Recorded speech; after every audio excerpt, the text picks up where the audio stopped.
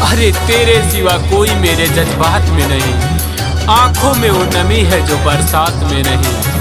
हरे पाने की कोशिश तुझे बहुत की मगर, हरे पाने की कोशिश तुझे बहुत की मगर तू एक लकीर है जो मेरे हाथ में नहीं, जो मेरे हाथ में नहीं।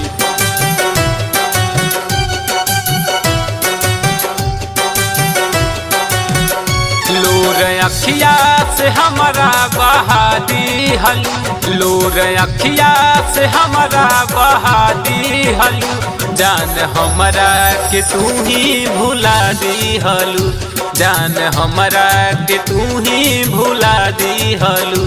भइल कहवन गलतिया बता दी हतू, भइल कहवन गलतिया बता दी हतू, जान हमारा के तू ही भुला दी हलू, जान हमारा के तू ही भुला दी हलू।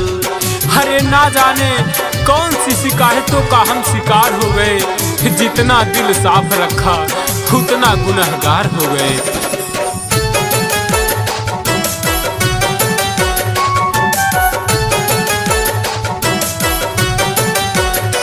हर खुशी हमर गम में डुबा दी हलू, जान हमारा के जियते मुआ दी हलू।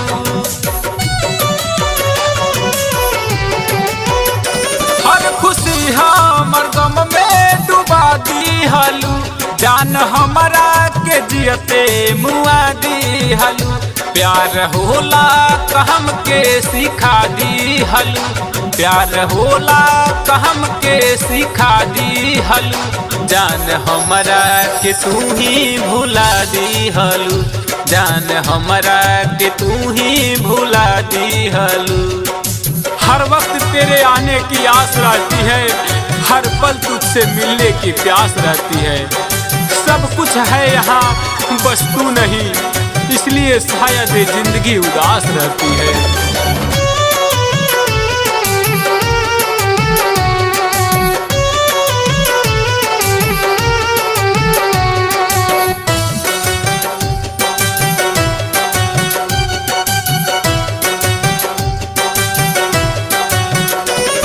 वकीलवा के दिल तोड़ के चल जाइबू, अपने आप के माफ नहीं कर पाइबू।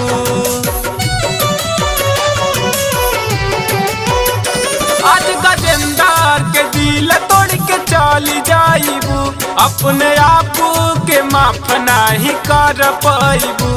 हंसत खेलत जिंदगिया उजार दी हलू, हंसत खेलत जिंदगिया उजार दी हलू, जान हमारा के तू ही भुला दी हलू, जान हमारा के तू ही भुला दी हलू। अंश म्यूजिक रिकॉर्डिंग स्टूडियो, मेहदावल।